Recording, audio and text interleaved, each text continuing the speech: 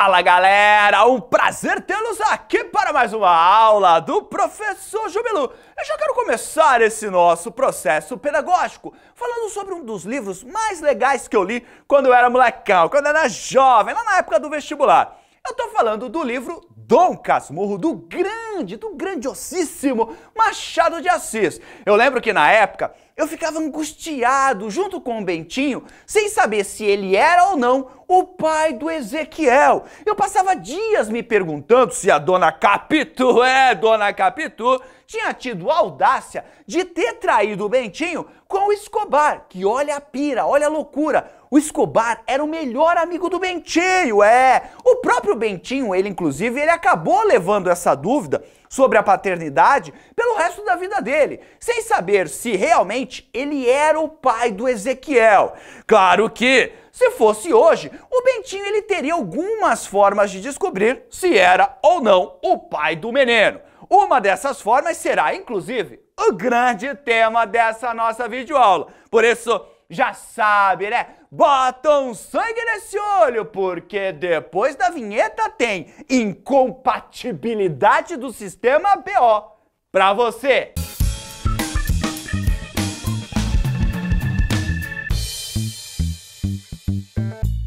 Olha só que legal. Vamos supor, por exemplo, que em Dom Casmurro lá, o Bentinho, ele fosse sangue do grupo O. E a Capitu fosse do grupo A. E o filho deles, o Ezequiel, fosse do grupo AB. Na hora, o pau já ia comer, O Bentinho já ia saber que ele não ia ser o pai do Ezequiel, porque quem é sangue do grupo O jamais poderá ter um filho do grupo AB. Mas o que realmente significa essa tipagem sanguínea? O que seriam essas letras que classificam o nosso sangue? Primeiramente, temos que saber que dentro do sistema BO, os seres humanos possuem 4 grupos sanguíneos. Nós temos o sangue do grupo A, do grupo B, do grupo AB e ainda o sangue do grupo O. Essa classificação ela é extremamente importante, principalmente para a medicina, porque ela permite você não errar os processos de transfusão sanguínea e também os processos de transplantes de órgãos. Tá bom, chupi-chupão, mas afinal, o que significa ser sangue do tipo A, sangue do tipo B, sangue do tipo AB, sangue do tipo O? Bom, vamos lá. Esse sistema de classificação, ele está relacionado com carboidratos presentes na membrana plasmática das nossas hemácias. Lembre-se que as hemácias, que também são conhecidas como eritrócitos ou ainda glóbulos vermelhos, as hemácias, elas são as células presentes no sangue e que têm como principal função o transporte de oxigênio por todo o nosso organismo. Agora, assim, vamos entender isso um pouquinho melhor, vem comigo. Bora começar então falando das hemácias de quem é do grupo A, que tem sangue do tipo A. No caso, essas hemácias, elas possuem carboidratos na membrana plasmática delas, que são chamados de aglutinogênios. Então, quem é sangue do grupo A vai ter o que a gente chama de aglutinogênio A, que nada mais é do que carboidrato. É um monte de açúcar. Cada triângulo azul desse é um açúcar que fica na membrana da hemácia. Bom, quem é sangue do grupo B, na membrana das suas hemácias, vai ter aqui o que eu botei de quadradinhos verdes. Esses quadradinhos verdes também recebem o nome de aglutinogênio, mas não é aglutinogênio A, como esse daqui, e sim aglutinogênio B. São carboidratos. Claro que esse carboidrato aqui é diferente desse daqui. Lembrando que a Capitu, ela era sangue do tipo A. Então, no sangue dela, nas hemácias do sangue dela, você encontrava o aglutinogênio A.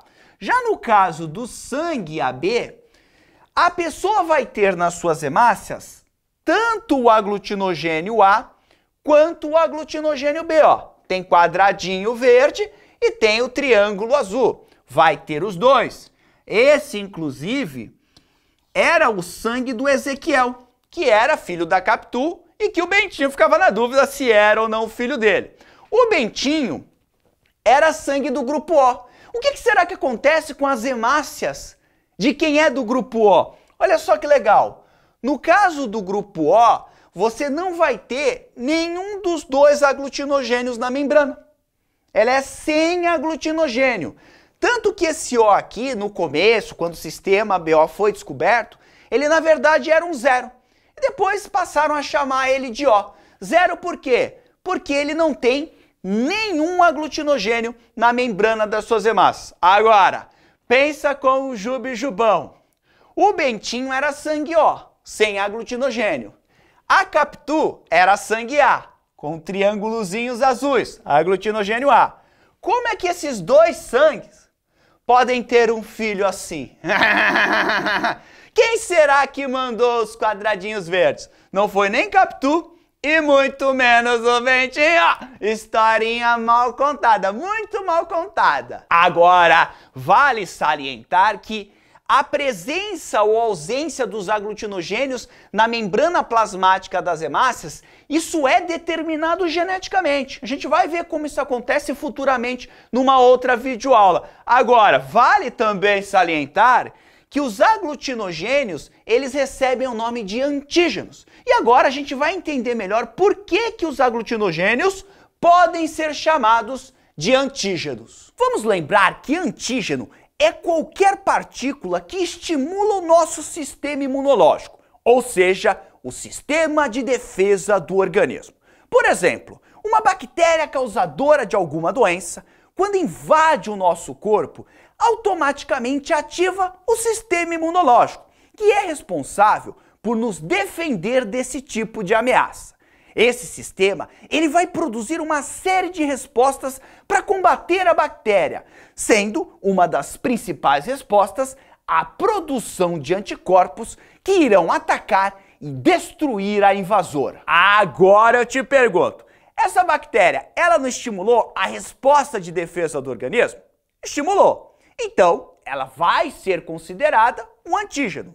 Então assim, ó, guarde que se algo entra no teu corpo e dispara o alarme imunológico, sei lá, tipo um ladrão quando entra na tua casa e dispara o alarme, esse algo é considerado um antígeno. Pode ser uma bactéria, pode ser um vírus, pode ser um verme, pode ser inclusive uma molécula, como proteína, como um carboidrato. Compreendeu esse conceito? Agora olha só, os aglutinogênios que estão presentes na membrana das hemácias, eles também funcionam como antígenos. Bora entender isso melhor? Vem comigo. Vamos lá então, ó.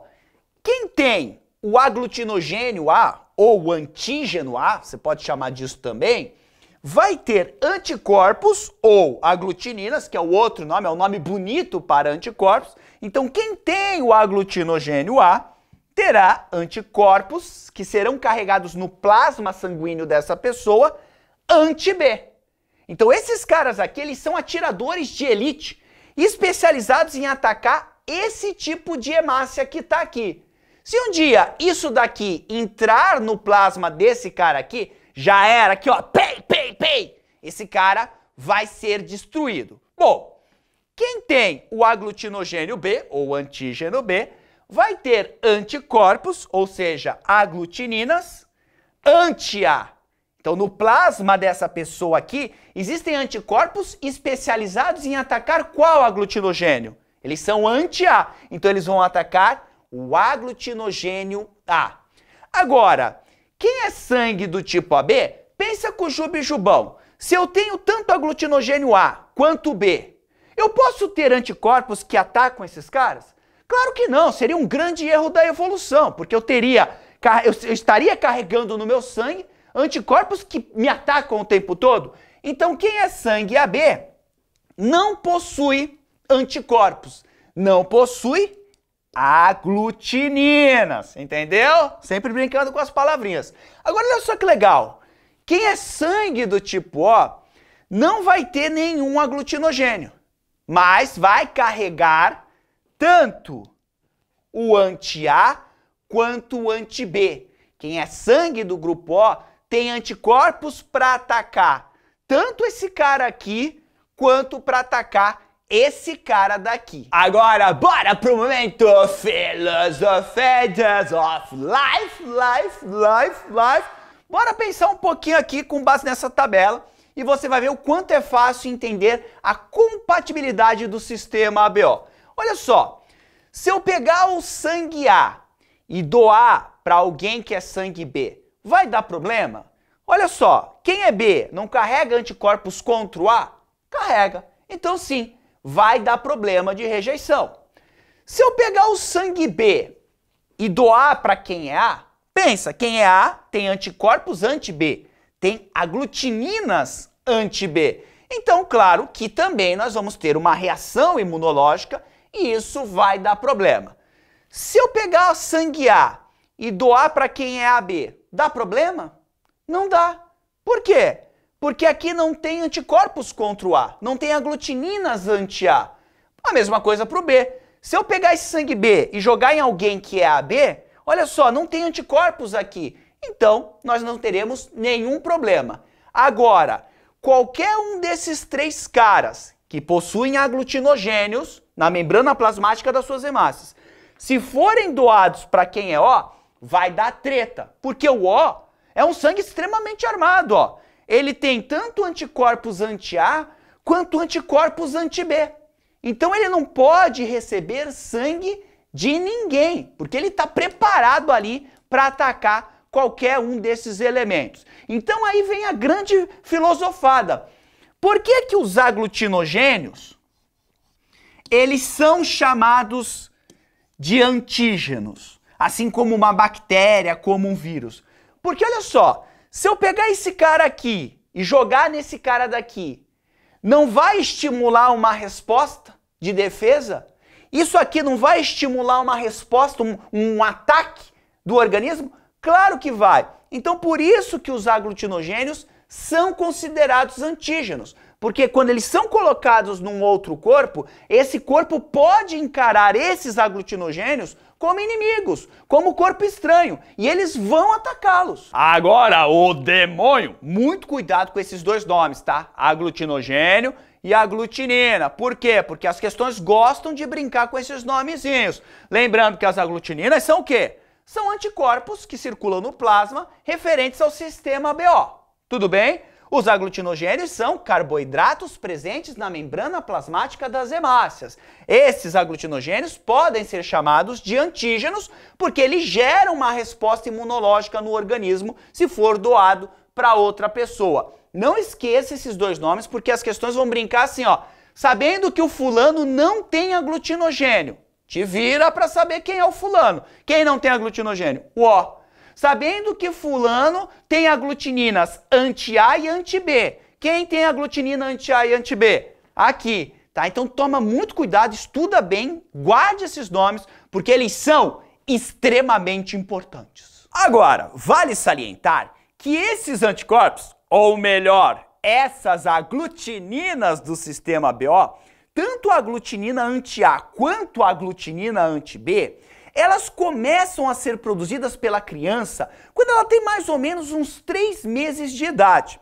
Esse estímulo para a produção dos anticorpos acontece pelo contato da criança com antígenos presentes principalmente, sabe onde? Em bactérias que vivem no nosso ambiente e que são muito parecidos com os antígenos do sistema BO. Olha a pira do processo pedagógico.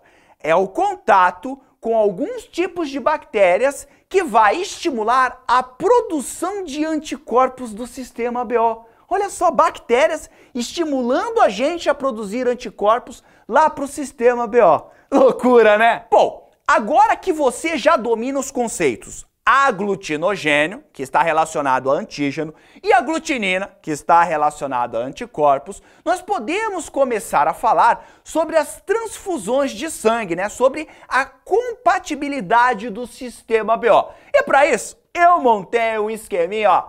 Amigo, é coisa para se guardar para você. Vem comigo de novo. E assim chegamos naquela imagem famosa, né? De compatibilidade do sistema BO, ou seja, quem é que pode doar para quem? Quem que pode receber sangue de quem? Então vem comigo. Quem é sangue do grupo A? Pode doar, claro, para quem é do grupo A. O A também pode ser doado para quem é AB. No caso do B, claro que B doa para B e B também doa para AB. Quem é sangue AB pode doar para quem é AB. Quem é sangue O pode doar para quem é sangue O mas quem é sangue O também, ó, pode doar para o A, pode doar para o B e pode doar para o AB. Agora, vamos dar um Philosophies of Life. Por que o sangue O pode ser doado para todos os outros grupos sanguíneos? Porque o O não tem aglutinogênio, nem aglutinogênio A, nem aglutinogênio B. Ou seja, o O não tem antígeno.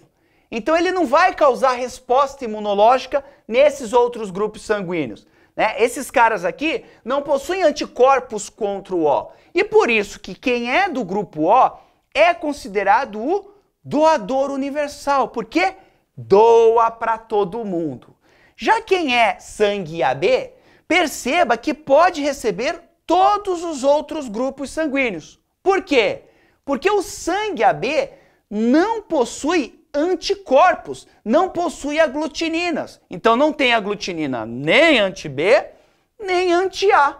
E claro, muito menos anti-O. E por isso que ele é considerado, o grupo AB é considerado o receptor universal. Por isso que quando você vai nesses hemocentros, né, doar sangue, e aí você chega e diz assim, eu sou sangue do tipo O, meu senhor do céu, as luzes já se apagam, né, vem um canhão de luz só em você, acrobatas descem numa corda, começam a fazer malabarismo, todo mundo levanta das cadeiras e começa, ó, a te aplaudir. O próprio diretor do hemocentro, ele para tudo, sai lá da sala dele e ele vem chorando até você, te dá um abraço, né? Sai todo mundo da frente que chegou o doador universal. É claro, o sangue do grupo O, ele é extremamente desejado. Imagina, ele além de ser o mais frequente na população, ele só pode receber dele mesmo.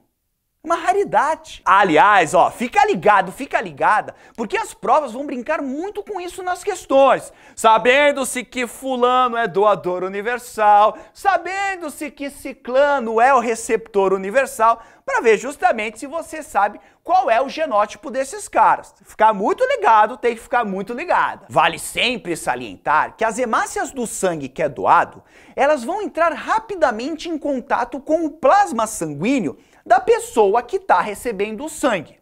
Se nesse plasma do receptor tiver as aglutininas correspondentes aos aglutinogênios das hemácias que estão entrando, essas hemácias serão imediatamente aglutinadas. Por exemplo, se as hemácias de um sangue que possuem o aglutinogênio B na membrana forem doadas a uma pessoa com o sangue do grupo A, elas serão imediatamente atacadas pelas aglutininas anti-B do receptor e irão se aglutinar. Ou seja, serão formados pequenos grânulos que podem entupir os capilares sanguíneos, prejudicando a circulação sanguínea e podendo assim causar a morte da pessoa. Só para você ter uma ideia, esses problemas ainda acontecem. Há um tempo atrás, lá na Santa Casa de Pindamonhangaba, em São Paulo, alô Pindamonhangaba, teve uma mulher de 46 anos e ela tinha sangue do tipo A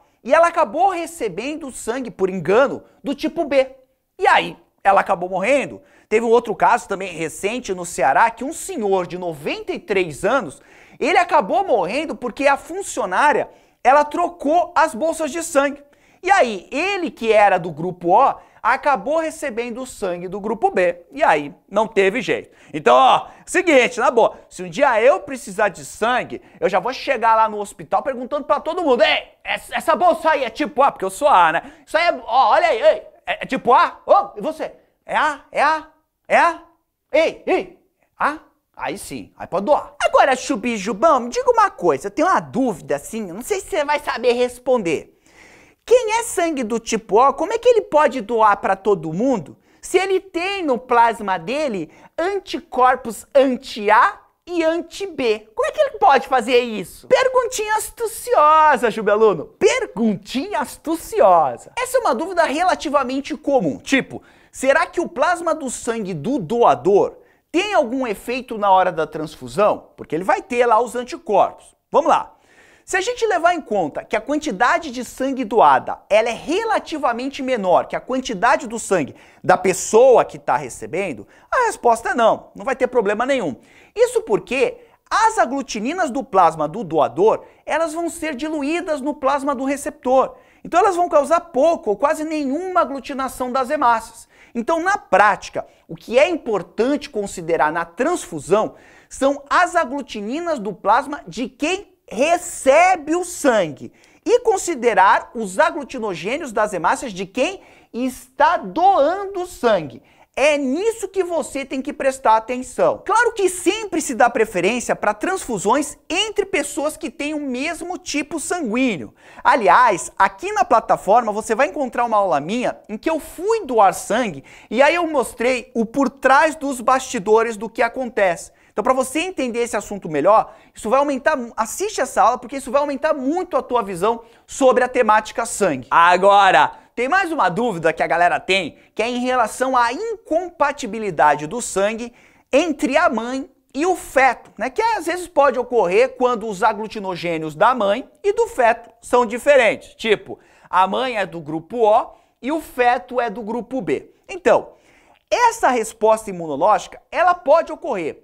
Só que ela não é grave, ela é muito leve. Ela não é grave como ocorre, por exemplo, lá na incompatibilidade do fator RH, da eritroblastose fetal. Ela é bem mais suave. O máximo que vai acontecer é o bebê apresentar o que a gente chama de icterícia, que é quando ele nasce assim com uma corzinha mais amarelada do que o normal. Só que isso é rapidamente tratado na própria maternidade com fototerapia. Ou depois você pega o bebê e coloca ele no sol e isso rapidamente vai ser resolvido. Agora, olha só que interessante. Toda essa questão da incompatibilidade sanguínea, ela só começou a ser desvendada há pouco mais de 100 anos atrás. Lá no início do século XX, o médico Karl Landsteiner observou que existia uma certa incompatibilidade sanguínea entre algumas pessoas.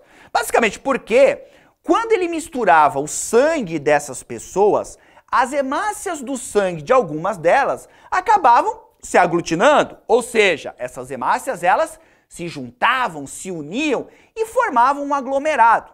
E com esse estudo que ele foi fazendo, o Landsteiner e os seus estagiários, os seus colaboradores, eles conseguiram classificar o sangue humano em 4 tipos, que foram chamados, como você já sabe, de A, B, AB e O. O sangue do grupo O, inclusive na época, ele foi chamado de grupo 0.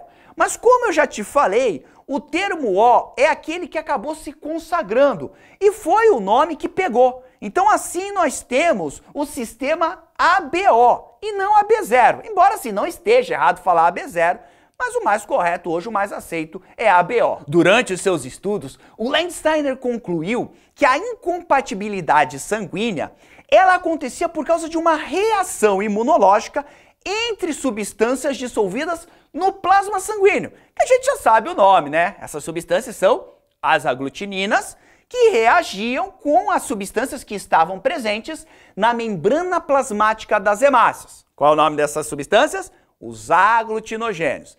Ele também acabou descobrindo que as aglutininas nada mais são do que anticorpos que atacam os carboidratos presentes na membrana das hemácias, os aglutinogênios. Inclusive, o termo aglutinação, ele é de origem latina e significa literalmente colar, porque quando temos a reação imunológica, uma hemácia acaba o quê? Ela acaba colando uma na outra. Um detalhe interessante é que até 1902, antes desse trabalho do Landsteiner, o sangue humano ele era considerado igual para todo mundo. Todo mundo tinha o mesmo sangue. E claro que as consequências nas transfusões de sangue, elas eram muitas vezes trágicas, né? As pessoas morriam e ninguém conseguia explicar o porquê que isso acontecia. Então é exatamente por isso que essa descoberta foi tão importante e ela foi tão importante que acabou rendendo o Prêmio Nobel de Medicina para o grande Landsteiner em 1930. E super merecido, porque a partir desse estudo do Landsteiner, a compreensão do grupo ABO, ela cresceu muito.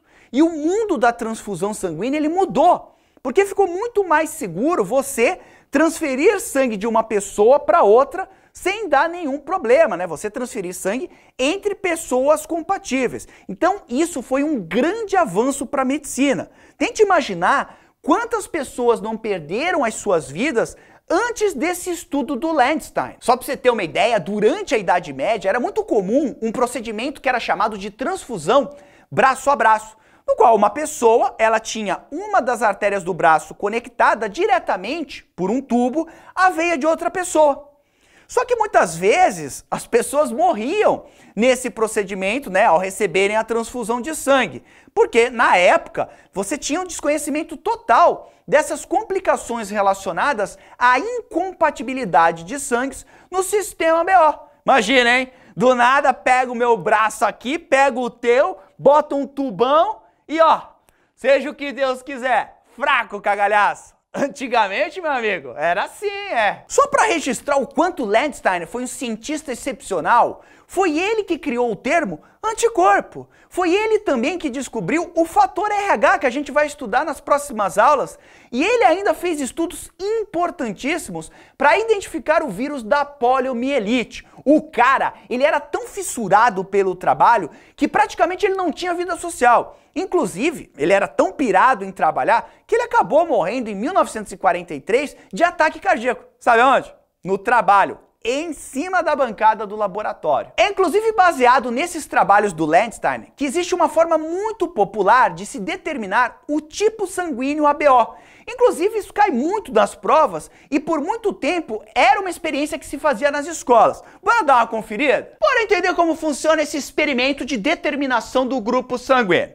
Você chega e aí você tem aqui, ó, o soro anti-A. O que que tem aqui nesse soro? Anticorpos contra o aglutinogênio A, ou seja, aglutininas contra o aglutinogênio A. E aqui você tem o soro anti-B. O que tem nesse sorinho aqui dentro? Anticorpos contra o aglutinogênio B. Se eles encontrarem o aglutinogênio B, ó, é porrada na cara. Vai ter reação imunológica. Aí o que eu faço? Eu pego o dedo de uma pessoa, furo, e aí eu faço 2 gotinhas numa plaquinha. E aí na primeira gotinha eu vou pingar o anti-A. Pinguei, ó, biribicatá, bamba, teve reação imunológica. Se teve reação, se você teve aglutinação das hemácias, significa que o anti-A encontrou o aglutinogênio A e o pau comeu. Isso aqui é resultado da briga. Então o aglutinogênio A está presente nesse sangue. Agora, botei o soro anti-B. Biribicatá, bamba, não aconteceu nada. Então esse sangue não tem o aglutinogênio B. Logo, aqui é sangue do grupo A. Vamos mais um? Para ver se você tá fera? Vamos aqui, ó. Cheguei de novo aqui, botei a outra pessoa, pinguei 2 gotinhas, vamos lá. Soro anti-A, botei biribicatá, bamba, não deu nada. Então o aglutinogênio A não foi encontrado nas hemácias. Pinguei o B aqui, ó. Biribicatá, bamba, aglutinou. Teve pancadaria, teve reação aglutinina-aglutinogênio. Então aqui você tem o aglutinogênio B e não tem o A. Que sangue é esse? Sangue do tipo B. Vamos para mais um? Olha só aqui, ó. Peguei outra pessoa lá, furei o dedinho, pim, pim, 2 gotinhas, soro anti-A, biribicatá, bamba, aglutinou as hemácias. Então tem aglutinogênio A aqui. Soro anti-B, biribicatá, bamba, também você teve aglutinação das hemácias. Então essa pessoa aqui, ela tem aglutinogênio A e ela também tem aglutinogênio B. Logo, qual é o tipo sanguíneo dela? AB. Vamos pro último. Ah, isso aí eu sei, Jubilu, isso aí eu sei. Tá, mas vamos perceber. Joguei soro anti-A, biribicatá, bamba, nada. Joguei soro anti-B, biribicatá, bamba, nada. O que significa isso aqui? Significa que esse sangue aqui não tem aglutinogênios e por isso não teve reação. Qual é o sangue que não tem aglutinogênios nas membranas plasmáticas das suas hemácias? Sangue do tipo O. Isso aqui era muito comum nas escolas, até que um dia uma professora usou a mesma agulha para furar o dedo de 30 alunos e fazer esse experimento. E aí ele foi proibido em todas as escolas do Brasil. Maravilha! Agora chegou a hora da gente entender como ocorre a determinação genética do sistema BO. Mas isso, claro, vai ser um tema para a próxima videoaula, já que essa ficou um pouquinho grande, né? Então nessa videoaula você aprendeu sobre a incompatibilidade do sistema BO. Você viu que o grupo sanguíneo de uma pessoa é determinado pela presença ou ausência dos aglutinogênios A e B na membrana plasmática das hemácias. A presença do aglutinogênio A determina o sangue A. A presença do aglutinogênio B determina sangue B. Já a presença dos aglutinogênios A e B ao mesmo tempo determina o grupo AB.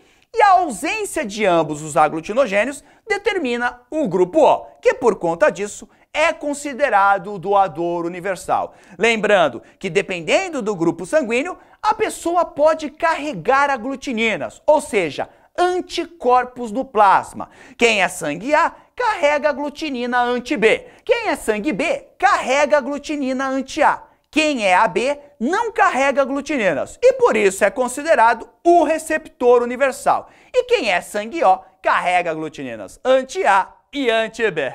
Ufa, tranquilaço, né? No mais, lembre-se sempre, mantenha sempre os seus olhos na meta e não se distraia por nada.